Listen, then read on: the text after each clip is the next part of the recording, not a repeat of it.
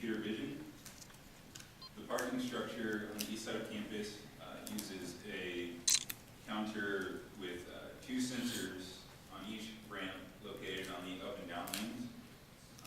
This system suffers from 2 major detection errors. The first is 2 cars that are tailgating really close together appear as one vehicle.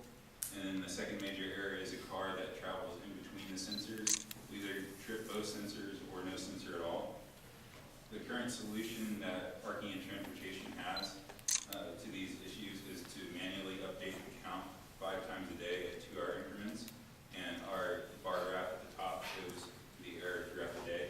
And it varies per level and at different times of the day. Sometimes it's really bad.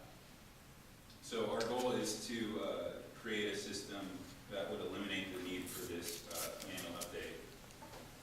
So our approach is to use wireless IP cameras as well as a server located somewhere in the garage.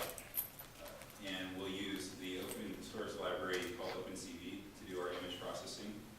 The algorithm we plan to use is called background subtraction, which takes images that are delayed and subtracts them, and what you're left with is the pixels that have changed.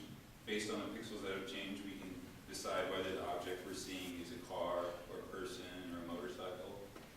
And this information will be sent to either a web page or an LED display outside the garage to show occupancy status. Some of the challenges that we're going to face going into the next semester are signal strength throughout the garage. Sending Wi-Fi through layers of concrete can be difficult. So we're going to have to experiment with antennas and router placement. Another challenge that we're going to face is how to deal with a bicycle versus a motorcycle.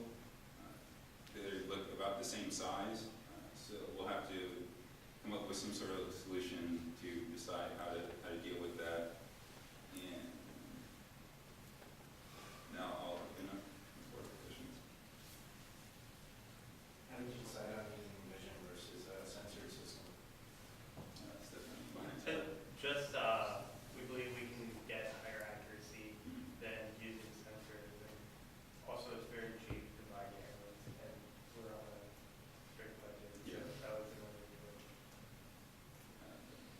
Yeah, we've got a similar system like this, and the only way to do it is to take the camera and record video of cars, motorcycles, bicycles, whatever you want. Get all of that, then you can play it back in the lab, that video, and then develop your algorithms. And when you get to the point where you can get 100% through that video, and we have like 4,000 frames for bowling pins, but you know, when you get to the point where you can go through the video with 0 errors, then you can start testing it, and then the sunlight and all that's going to really mess you up too. Yeah, we have a lot of Try to control your light. Yeah, but we are fortunate because we're in a more controlled environment in a parking garage. The lighting is more controlled, and there's not as many moving objects like trees or rain or so on. But if you go out there and try to develop your algorithms real time. Oh yeah, that's not our plan. Our plan is to actually record video in the garage and go off of that. I have a question about the parking structure. Yeah, go ahead. So, how is it currently keep track of cars, and how does it lose count? There's two sensors directly above each ramp. So there's a sensor for the up and down lanes, and that's where the detection errors come from because it only sees a very small area. So like a car going in between, you know, it either gets both or no sensor, or 2 cars together, you know, it looks like one to like a motion sensor if they're really, really close.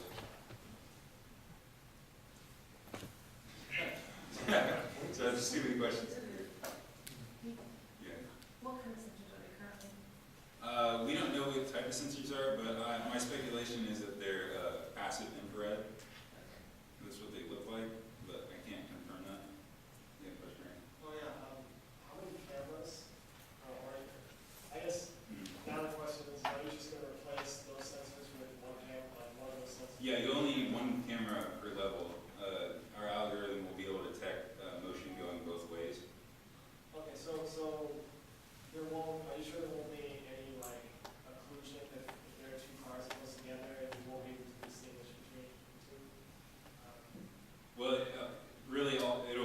down to like camera placement is a really big deal. So what angle you're facing the camera at, because obviously if you're going straight ahead, you're gonna have issues with that, but if you go at an angle, we can see gaps in the cars and So you're so gonna on. want directly. No, that's not the Yeah. plan. The plan is to have the camera, you know, elevated but pointed downward at an angle.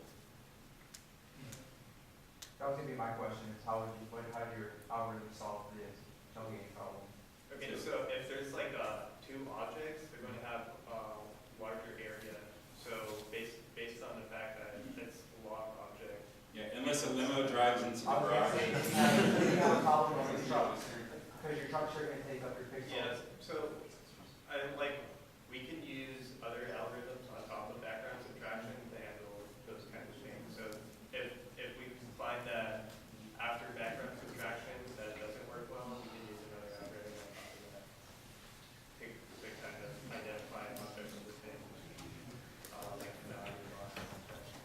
Okay. One quick question. I see on this graph up here it has the eliminations based on parking permits. Are y'all planning on finding a way to track parking permit spaces, or is that out of the scope of our? No, we're just basing this on parking structure 1 on the east side of campus, and that's how it's laid out right now. So it's Is a that- different parking, Yeah, parking sticker per level? Yeah, level 2 is an orange permit, and then level 3, 4 are gold, and Oh, level I see. 5 is a green.